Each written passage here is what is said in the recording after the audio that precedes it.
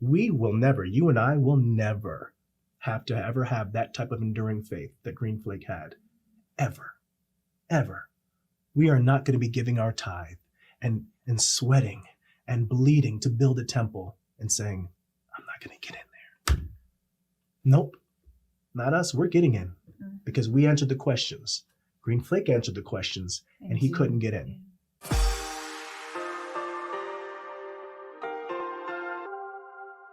Hello and welcome to The Middle. I'm so grateful that you have joined us and you are in for a treat. Hi, my friend. Am I the treat? You are the treat. Thank you. I've decided I am president of your fan club. I'll take it. But if people don't know who you are, which I don't know who you are and why you don't know who you are, would you introduce yourself and give us a little bio? Yes. Okay. So my name is Mauli Bonner.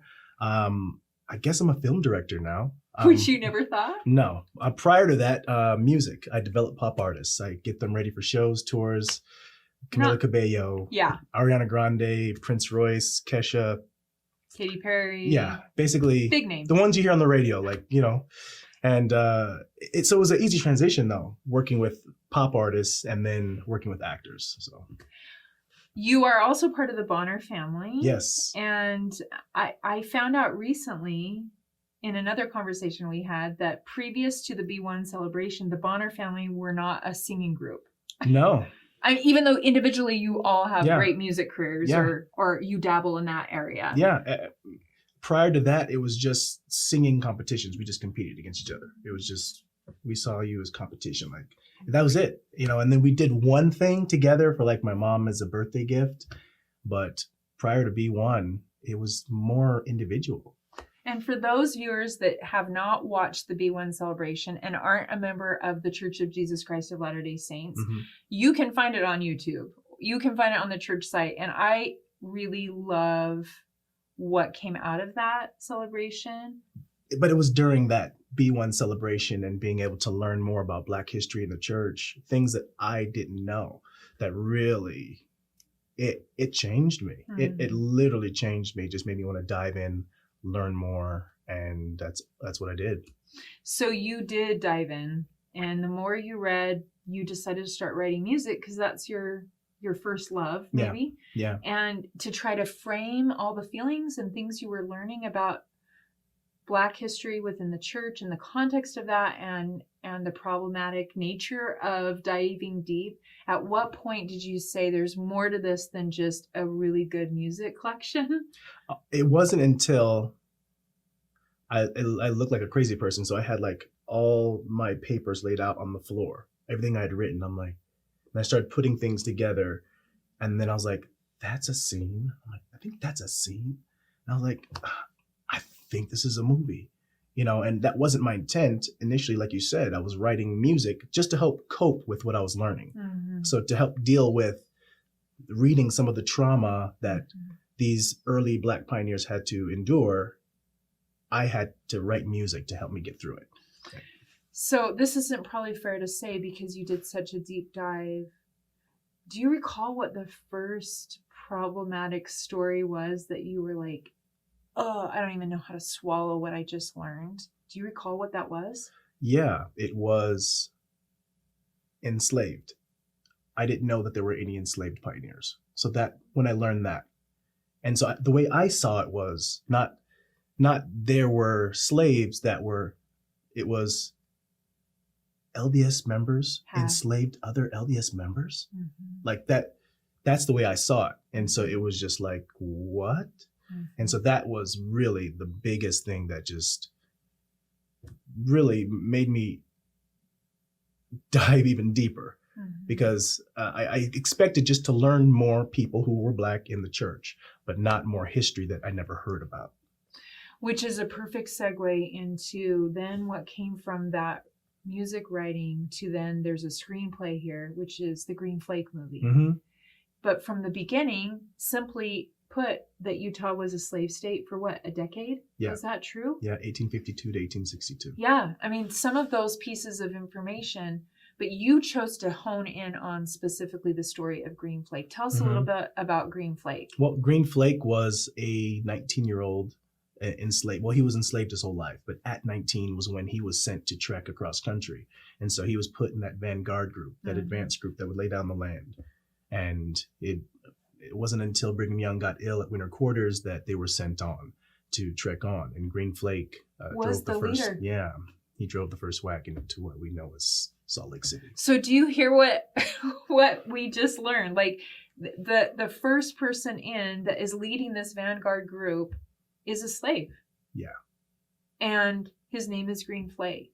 Yeah. And I think even what is so beautifully depicted is that when he heard about the gospel from Joseph Smith, what was the principle that anchored him? Like, I am going to be a part of this religion. What was that? Well, his reason wasn't unique to him, because for Black people during that time, where if you're enslaved and all you know is seeing your sister taken away and you know you're never going to see her again, or being taken from your mother, or never meeting your father because you're enslaved, or seeing your brother sold off somewhere. If you had a church that said, after this life, we'll reunite all of them, everyone can be reunited again, I can only imagine what that must have meant to them. Yes, it meant a lot to all saints, but to these, where that's all they know is family to be torn apart, I think for Green Flake, there was nothing that was going to stop him from making sure that that trek was laid and that the church survived it. And you show in the film, and history books have shown, but we didn't know this history. I think the general population in the church and out of the church didn't know that he had many opportunities. He could have said, this racism, this bigotry, I'm gone. And he didn't waver. And I left the movie, I've shared this with you, thinking, I don't have enough Green Flake in me. Yeah. I need more Green Flake. I need to know what my non-negotiables are. Yeah. But the other part of this story that I think is so timely and important is that when we know our history, even when it's problematic, even when it's painful, that the more we know of truth, the more we're anchored in truth. Yeah. What was your experience as you continue to research and find out more that for most of us, and maybe even for you, I don't want to put words in your mouth, would have been the reason out? Like, you probably had multiple times, like Green Flake, to say, that's it, I'm out of here for this. Yeah. I mean, I just looking at it from the outside in, like watching myself from the outside, I would imagine that as soon as I learned those things, it would have just rocked my testimony. Why didn't you tell me? Who didn't? Who's keeping this information? And why didn't? And then Being deceived. Yes, and I'm out of here. And it did not do that. It did the complete opposite. It rooted me deeper in Jesus Christ and in his church. And I realized, like, you think that as you learn new things, or as new things are revealed to us today, if we don't like them, that we have the choice to leave. But at the end of the day, when I'm looking at these early pioneers, ones that I now, they're pillars. Yeah. Oh my God. They're pillars now for me. For them to stay and endure what they endured for Christ's church, not for Brigham Young's church, not for Joseph Smith's church, not for Bishop whoever's church. This is for Christ's church. And I have to remember that that's what I'm in for. There's going to be so much, even to come, that I'm going to disagree with. Guarantee it. Because my personality and my beliefs have to be different than them. Yep. Right? So as they come, I'm not going to agree with everything. But what I'm not going to do is negotiate my relationship and my promise that I kept with my Christ. And so if they can endure enslavement, then I can endure what we endure today. Kind of as a representation, what would you say for them to us about how to navigate when you stumble on something that's problematic, or you find out another piece of history you don't like, or the local leadership does something you don't agree with? Well, I guess I would start with a question. I guess my question would be, do you feel the same way when you're reading the scriptures? Like when you read the scriptures and you're like, how dare Nephi cut the head off of that man? Yes. He didn't need to cut his head off. And then do you leave then the church because we're supporting that? And this is not, I'm not being facetious. No, I've got the spirit of what you're saying. A literal question. Yeah. Like, so where does it end, history for you? Like, for Joseph of Egypt and we tell the story of him being enslaved and his family doing what to him, do we then say we're enough. not? Yeah. Are we no longer Christian now because of that? Or Peter denying Christ? How dare he? And wait, and if he's the apostle and he knows Christ better than we all do, supposedly, and you deny him? Oh, then are we? Or the missionary that cuts off arms and right. brings it to a king. I'm just saying. I mean, right. It is not G-rated. So it doesn't Disney, end, right? Mm-hmm. So it doesn't end. At some point, we have to realize. For me, I have to realize that the history doesn't end. Last month, 100 years ago, it's continuing. So when we hear these stories of Green Flake and he was enslaved in this story, yes, let's draw strength from that the same way we do from the scriptures. We will never, you and I will never have to ever have that type of enduring faith that Green Flake had. Ever. Ever. We are not going to be giving our tithe and sweating and bleeding to build a temple and saying, I'm not going to get in there. Nope. Not us. We're getting in because we answered the questions. Green Flake answered the questions and he couldn't get in. We have to draw strength from that man, not walk away from the faith that he was holding on to. The same gospel that we believe in, he believed in. Wow. I love that you are describing paradoxes. And to me, the sacred work of life is always done in the paradox. One of the paradoxes I feel like you did so beautifully in the film is a depiction of the nuanced personality of a figure right now that's somewhat controversial in church history, which is Brigham Young. Yeah. And specifically the relationship that he and Greenflake had. Mm-hmm. Would you like to comment on that a little bit? Yeah. And so what we don't have is these historical conversations written between Greenflake and Brigham Young. But if Greenflake was sent to continue to lead the trek when Brigham Young was ill, what must have that relationship have been? And if right before Utah became a slave territory, Brigham Young orchestrates Greenflake's freedom, Greenflake's wife's freedom, Greenflake's wife's mother, right before it became a slave state. So there was a relationship there. And so we have to read between the lines. Does that change all of the things that we read about Brigham? No. The problems. He still did and said those things. But let's just tell it all. Mm-hmm. Let's not pick and choose. Mm-hmm. So let's tell the good, let's tell the bad, let's tell the redeeming, and allow Brigham Young to work through that on the other side. And we're going to do the same thing with our lives. Mm-hmm. You know, when we think about the conflict that we have in our wards in 2020 and people and what people are saying on Facebook. And masks and no masks and everything. Can you imagine how minuscule that sounds in comparison to these wards that are coming together in Utah territory, where you have these slave owners and these Quakers who have been fighting against it. And now they're in the same ward. Politically so polar opposite. And now they're in the same ward. Like that, now that is something to worry about. And reading their journals. Yeah. That's why I say to non-journal keepers, I'm like, what you think is ordinary, you have no idea what your grandchildren are going to have to wrestle. And they may want to know how you showed up to church when Sister So-and-so already posted about who she voted for and she won't wear a mask. And you're already irritated, right? But she still showed up because she's going to teach primary, right? Yeah. I love that example and that awareness. What has kept you moving forward? Because you hadn't been a filmmaker. Right. And what I love is after I've talked with you, I always go home and think, okay, what is God putting on my heart? And I've never done it before because you were like, oh, we're doing this. Yeah. You want to talk a little bit about I know I've never done it, but we're doing it. Yes. I mean, like with music, I know how the show should be, what people should do because of my experience in it, my training in it, and all of that. And with film, I knew nothing. Mm-hmm. I knew nothing.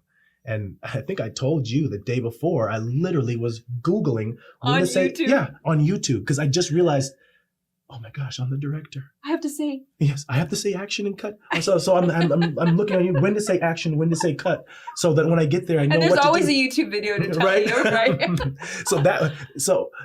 You don't have to know what you're supposed to do. And to me, that was a strength because so many people, when I was talking to people that have done it, said, oh, no, that's not possible. That's not the way it works.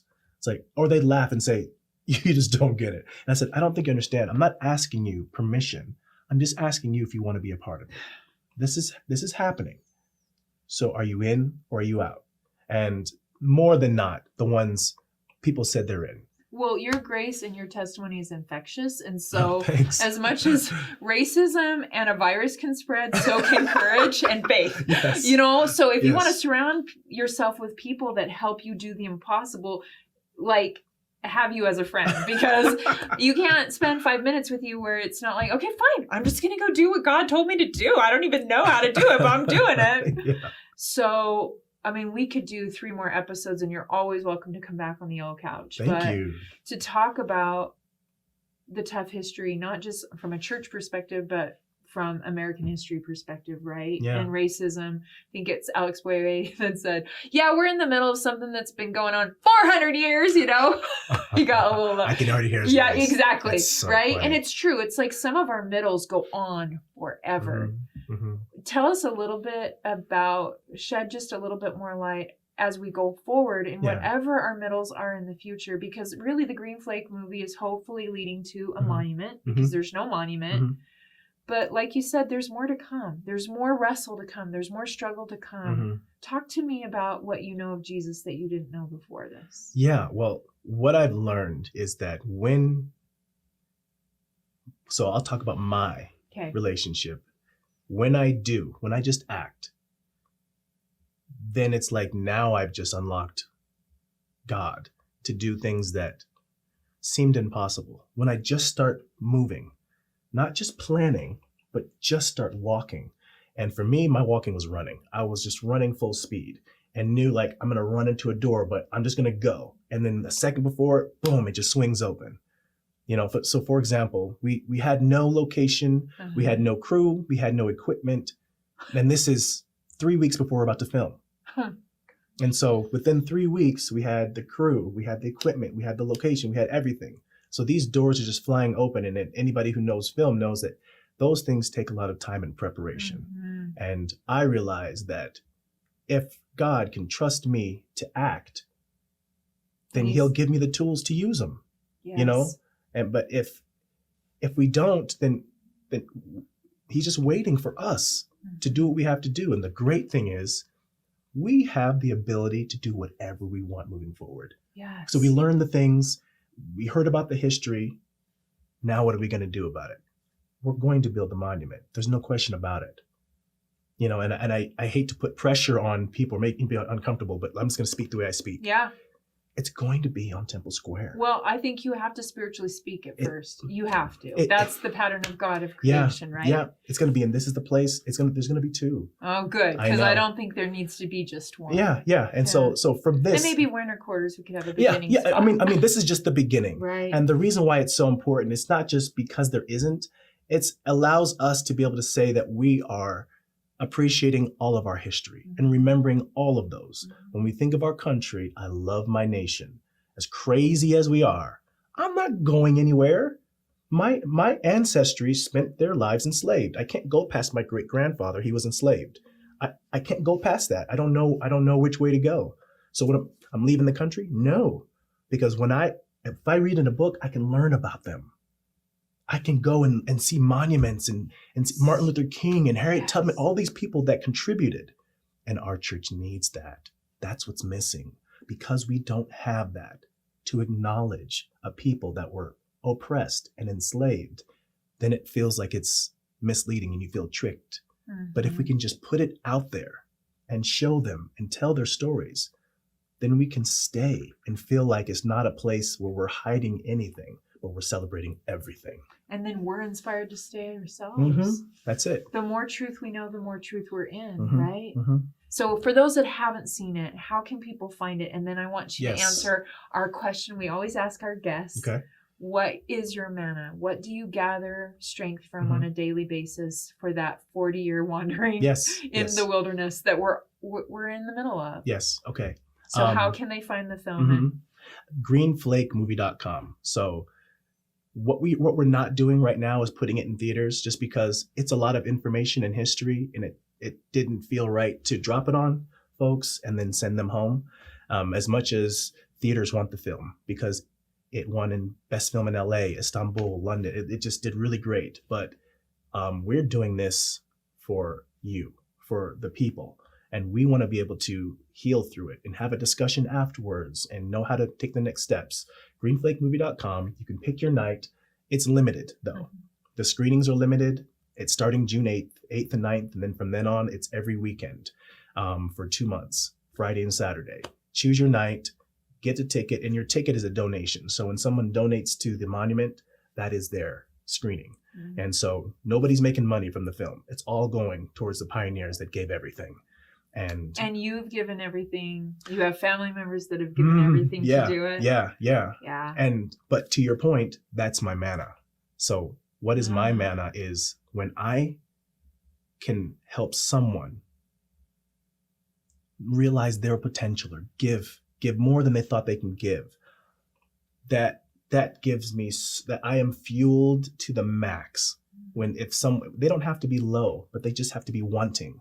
And if they're wanting and I can help them get to that desire and achieve that, and now they have a new realization for what they can accomplish, that to me is like, that fuels me. Like, I don't need to sleep. I don't need to eat.